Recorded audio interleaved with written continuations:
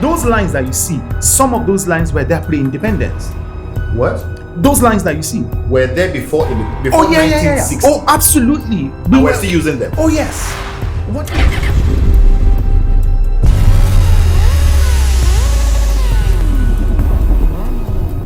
Hi everyone, welcome back again to The Bridge with the Black Rider with my brother Gbenga Adebola. We're talking about the power sector.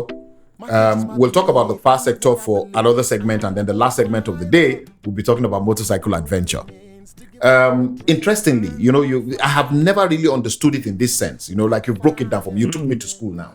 Basically about generation, distribution, and generation, transmission, and distribution. So you have at these two ends private entities, yes, and in the middle government. So why is it that the government has the government refused to privatize transmission? Why is that?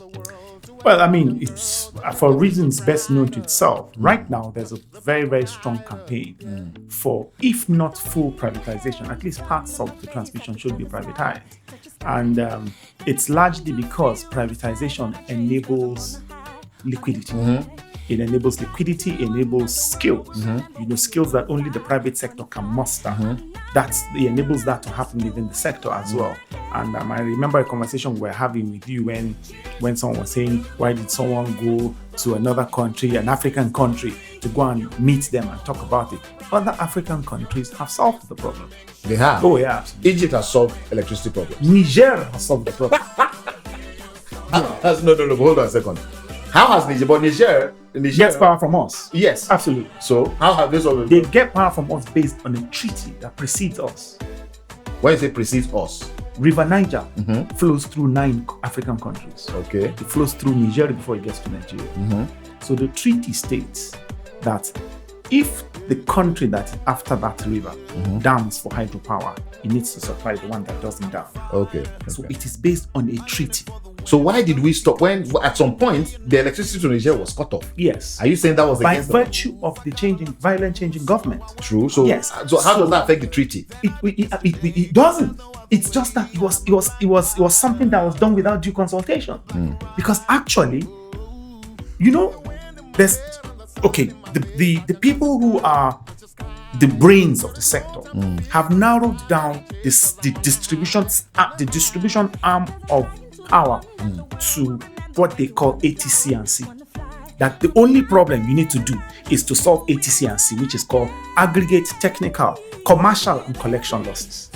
That if you're able to bring it down to this particular point, then that means some problems of the liquidity of the sector has been solved. Now, the way it's supposed to work is this. The generating companies are supposed to collect their 100% power bill from the distribution companies. So what the government did was to now create a stakeholder, a placeholder who will manage the funds, so to speak, in layman terms. They call it the Nigerian Bulk Electricity Trader. Yeah. So they are the ones who sort of marshal the distribution of power, and they're supposed to marshal the collection of money. And it's a government agency? Yes, fully. How's that going to work? Well, because the transmission of that power is government.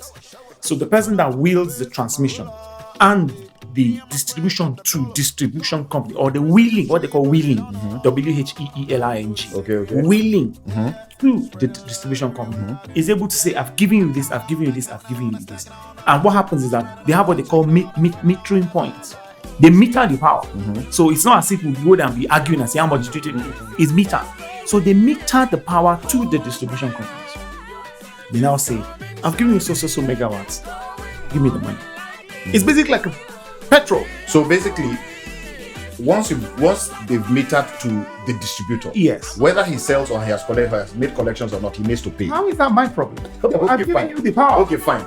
So, but you see, 3 things. Let me narrow it down to 3 things, so that we, Now, first of all, you said a lot of African countries have solved the power problem, including Niger. Yes. How has Niger solved power problem? Let me tell you. I mean, I don't want to go into the colonization story. They're colonized by the French. Yeah, I know. Yes, despite the fact that we're neighbors.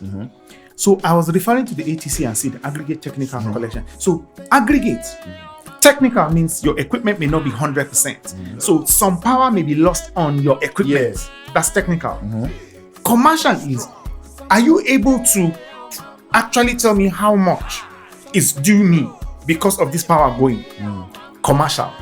So now that you are telling me how much is due to me, are you able to collect it from the people? So technical, commercial, and collection. So collection is going all the way to my house, to Trish's house, to collect the money. Trish, I hope you pay your electricity bills. So, you know, Before we come and cut you. before we come and take your light, you know. Are so, you metered? Exactly. Is your meter working or did you bypass your meter? You know? Okay. So the collection is how effectively that if anybody takes 50 kilowatts of energy or kilovolts, did you pay it? That exceeds the amount worth that you pay. Or you did something by virtue of putting all your ACs on a different line that is not metered, which is called bypass. And then making sure that only the ones that are not taking much energy are the ones that are metered. Anyway, so what Nigeria did in Africa, Nigeria has an ATC and C of close to 1 to 2%. Want to table? Lowered it to that point where if there's energy theft in Nigeria, it's 1%. Energy theft? Yes. 1%. The average in Nigeria is 45 to 50. Wait first. Aggregate, yeah. Wait first. So energy theft in Niger Republic is about now 1%. Absolutely. Energy theft in Nigeria It's about 45 to 50%. Why? Look, aggregate, because you know it never stays. So it oscillates, and then it stays. So it's within that 45. Up till now, even with all the privatization. You know what happened is this. I was having a conversation with your colleague earlier. It's Nigerians don't really understand that power is not a government initiative. Power is meant to be paid for. Power is not a corporate social responsibility. It's a commodity. Oh, absolutely. An essential commodity. An essential commodity. Yeah. Absolutely. So a lot of people still do not relate to the fact that power is not an essential. Is not a government largesse. It's not an entitlement. It's not an entitlement. If you use power, you pay for it. But people see. I mean, since Nepal days, I'm telling you, up until privatization, even up till now, there are a lot of people up north, in a lot of places, that believe that why should I pay for power? It's supposed to be paid for by the government. But was there ever a time when it was like that? Whether pre or post independence, was there ever a time when government gave electricity? Well, you see, that was when government ran the power sector. Okay. I put it sorry to jump. So it was like Nigeria Airways then, where a lot of people felt like, oh, it's Nigeria's Airways. Oh, absolutely. So why me, my father, and my children, everybody can. Absolutely. And I don't have statistics or data, but I know that a lot of staff at Nigeria Airways were carrying people free of charge. I know that. When we took over in distribution, where we are now, there were a lot of distribution people that don't pay tax. They don't pay their bill. I'm telling you what I know. You know that whenever I appreciate what you said in just before we started. I don't talk about Nigeria from a standpoint of a viewer. I talk about Nigeria from a standpoint of somebody who has entered and gotten his feet dirty.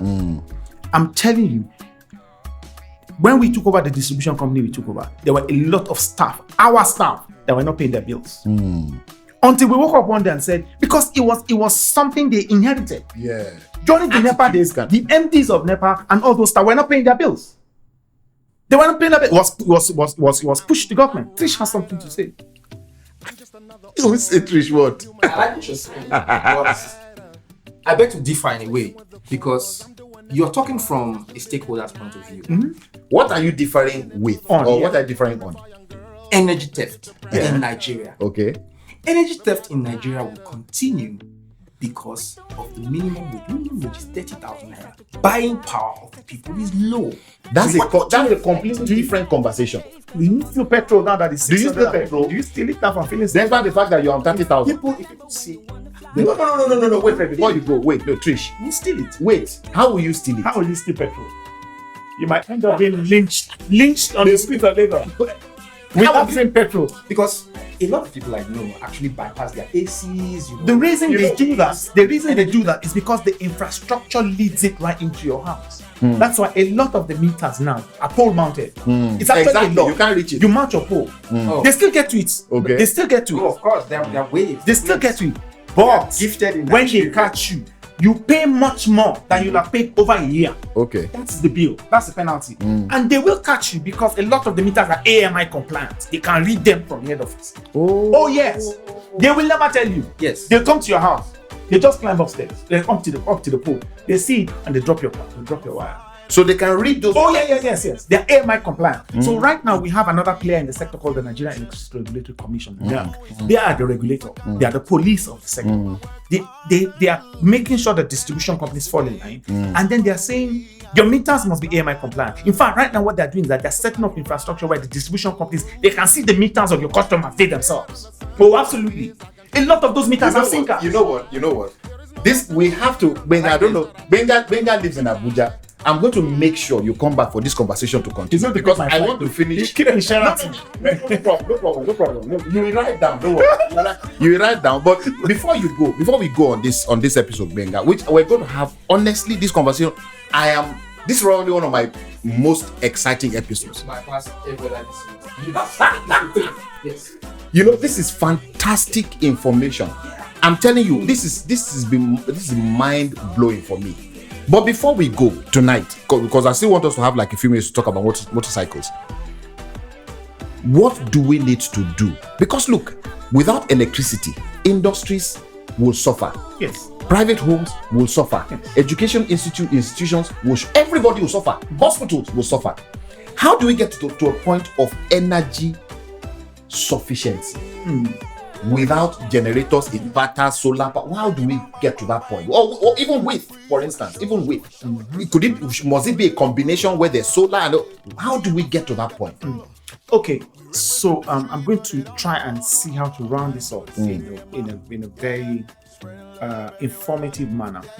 You know, the Nigerian grid is a mix. You have thermal, like I said, you have gas, you've got hydro. Hydro contributes about 30%. Gas and thermal grid is 70%. So the 30% is only the renewable. And renewable energy sources mean you don't have to do. Hold on. How can renewable is 30%? Yeah.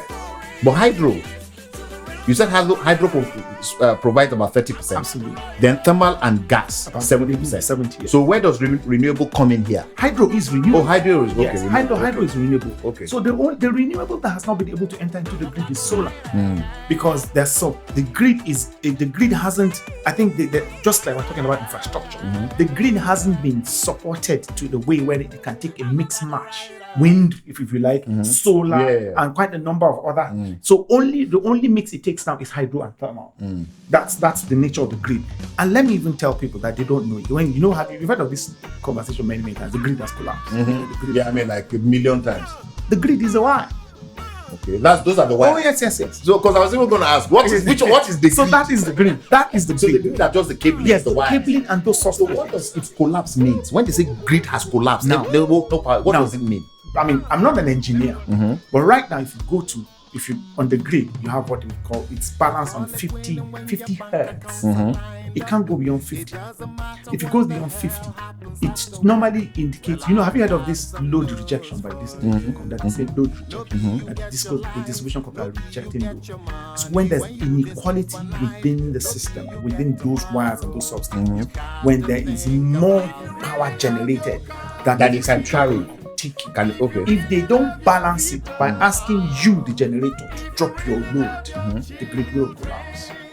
And when it collapses, what happens? Is it that cables fall? Is it something that trips off what? Yes. It trips. Where? It trips all around the country because it's one single grid. It's a mono grid, which has an advantage and severe disadvantages. So that's why there's something called SCADA. SCADA, Supervisory Control and Data Acquisition. How do you even memorize all these? It's your job. Yeah. Not finished memorizing like what? You just ACDD. So SCADA. I can't remember this. SCADA means Supervisory Control and Data Acquisition. So what it means is that if a generating company in let's say in Kano begins to overgenerate.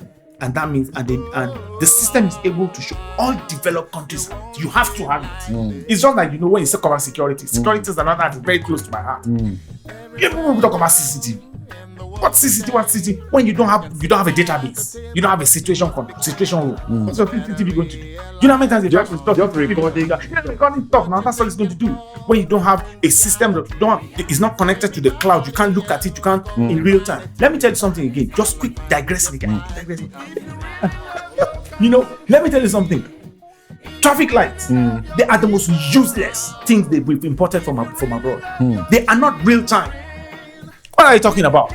There are some places in Aja here, Lekki Aja, that have more surge when it is in morning. Real time is supposed to notice more surge, increase the timing on this side, so that more cars can exactly automatically. Not automatically. It's real time monitor, so that there's a crash. So somebody is it's not somebody is watching. And then immediately switching. Okay, absolutely. Absolutely. You see, have you seen London? The angel has fallen. London has fallen. Real time traffic situation. You are watching it. The entire city. Absolutely. You can shut down a traffic light because there's an emergency somewhere. You shut it down, or there's a security situation. You shut it down and create traffic so that police can go. It's real time. There is nowhere in the country that has it. Everybody's going to import traffic lights. It's real time. Traffic lights are actually more for security than traffic control. That's what they are. Real time. You observe it. That's the same thing with SCADA. Sorry, Gbenga, I don't think I'll invite you to this podcast anymore because you make me sound ignorant. I feel like I'm stupid. Every single time I listen to my brother, I feel like, what was I doing in class? I'm not kidding. It's so unfair. I just feel like I'm dunce. Like I'm not, like complete dunce. Anyway, you know what? See, Gbenga, look, listen. We're going to do this more. You said I'll buy your ticket. I won't buy your ticket. I'll ride to Ife. Do it right from Abuja. That's what he did the other time. He escorted me from Lagos to Ife. So, bye. And then I missed the road. Rain beats me to Abuja. I'm telling you, I was shocked. Ladies and gentlemen, viewers, we're going to have another session. I'm going to have Gbenga. This conversation is not over. We're going to have several sessions with my brother. Even if we have to go to Abuja because of him, I'm set up there. I enjoy conversing with him, and you can see exactly why. He's just so multidimensional in his understanding and in the knowledge and in his knowledge base. It's incredible. We have to stop here, but I guarantee you, this conversation continues. This conversation continues. Probably you're going to be in Lagos next week, you said. Yes, I plan to. That's going to happen. So we'll continue again. I'm going to have him in the studio and we'll continue talking about power. Then we'll go into security. Now, what he said about traffic lights, never heard it before in my entire life. And I have a postgraduate degree, a certificate in national security. Never heard that before. So now I've been schooled by my brother who doesn't have a postgraduate diploma in national security. So thank you so much for staying with us. We're coming back in the next few minutes to talk about motorcycle adventure, and then we're done for the day. Thank you. It's coming surely,